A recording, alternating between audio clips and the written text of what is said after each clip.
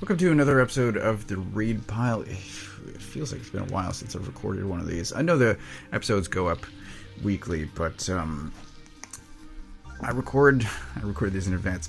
Anyway, today I'm talking about Box Office Poison, and this is a tough one for me. I bought this many years ago, 15 probably, and never read it. I bought this somewhat due to the size, which is daunting. I didn't want to get into something, and I'm like, I don't know about this. And part of it is due to the art, which is okay, but not spectacular. It's got, I don't know, it's got definitely a vibe to it. It's fine, and I got used to it. I did finish this entire thing. It took a couple of weeks. I was reading about 30 pages per night in bed before going to sleep. So 600 pages, about 30 a night. It took a while.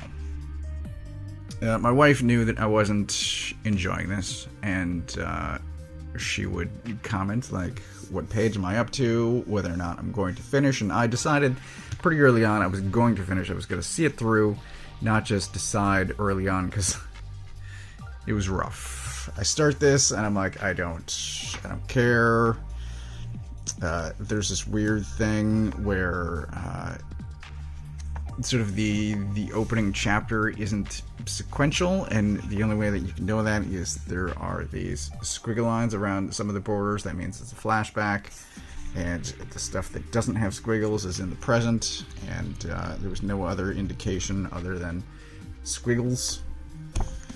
So it was a rough couple of weeks for me getting through this.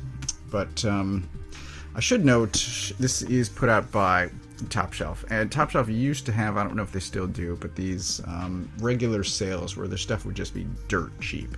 And so I got a bunch of it before realizing that I really didn't like that much Top Shelf stuff. Blankets, I know, is one of the standouts. Blankets is fantastic, but this is one that I got. It was highly praised back, well, many years ago. I don't think many still talk about it, but this book got a ton of praise, and so I grabbed it because it was cheap as well. I'm like, well, I hear it's good. It's dirt cheap. I'm gonna check it out. So I got it. It came in, and I'm like, I don't even want to start that. And it sat on my shelf for, like I said, many years. And then I finally got to it. So I'm reading it. And I should tell you what it's about. I've been talking for 3 minutes, and I haven't even talked about what it's about. So it is very much a slice of life. It is some people, mostly in their 20s, going to college or having gotten out of college. There's a large circle of friends, but the core cast is pretty small. It's about 6 characters. And someone had asked me, I think this was a couple of months ago, about a slice of life, which ordinarily is not my genre. I just don't care. I want something that's more story focused. And again, for that person, if you're still watching, this is slice of life. This is what you're asking for. So this is, there's a shot right here at the beginning. This is a chunk of the cast, sort of the main cast. I would say somebody's missing. No, I think that's all of them. Yeah. And then there's some side characters.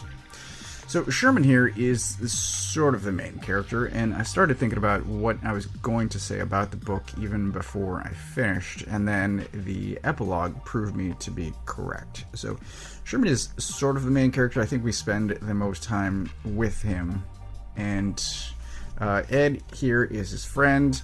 He's going out with Dorothy, and Sherman is going out with Dorothy. And so a lot of this is their relationship, but these two also work together, Ed and Mr. Flavor, and then these two are going out, Jane and Stephen.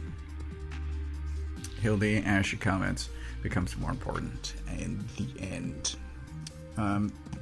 But Sherman doesn't actually do much. He's very stagnant. He's sort of floating down the river of life, and Ed is actually doing things. He has a genuine story in this book, and as I said, the epilogue sort of proves that I think he is the main character. He's the only one where, things happen. Things do happen to plenty of the other characters. Mr. Flavor, a bunch happens to him as well, but Sherman is very much...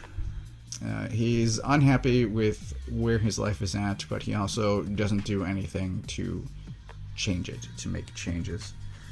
And it's rough. So sitting through 600 pages of a guy who has problems in his life but doesn't do anything about those problems. It's it's rough. So his story I did not find compelling. Stephen and Jane sort of hang out. Their story is separate. They are roommates with Sherman, but their story really only overlaps in the apartment. So he's sort of, they intersect occasionally, but they're mostly separate. And it's, I found it interesting. I don't know how many pages it took, but it took a while. I'll say within the first 100 pages, maybe the first, I don't know, maybe less, but I did get into it. I found, I came to an acceptance of the art, which again isn't terrible. It's just sort of a time period, and this was serialized in the 90s. It was it was collected in 2001. So it feels like a lot of the early sort of 2000s internet comics, and the only one I could think of is Something Awful, which I tried to look up over the weekend, and apparently the site, either my memory is terrible or the site has radically changed.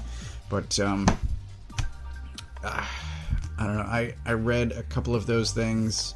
I read Panera Kid for the longest, which I don't think is sort of in the same pocket as stuff like Mega Tokyo, which I never read. But I read a couple for a few months, and then I got out of it. I just couldn't sustain the level of sort of the serialized... Yeah, I just couldn't do it. So this sort of brings me back to that time period, and not in a way that I enjoyed. But the story is overall good. I do recommend it. I am not keeping this. And the ultimate decision factor for me is whether or not I would read it again, which the answer is no. But I do think it's good. It ends well.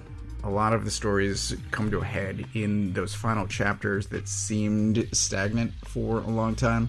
So it is good. It just takes a while to get there, and it's not in my genre, and I'm never going to read it again. So this is Leaving the House. But it is good, which is unusual for me. Usually I'm keeping the stuff that I like, and I don't know, I'm saying that's good, and yet I'm still not keeping it. So I'm, I guess, still wrestling with my feelings on this book, but I have decided that I'm not keeping it, and I'm glad that I finished it. This is a big one off of that shelf that has been sitting there staring at me for many years unread. So I'm glad to have finished this.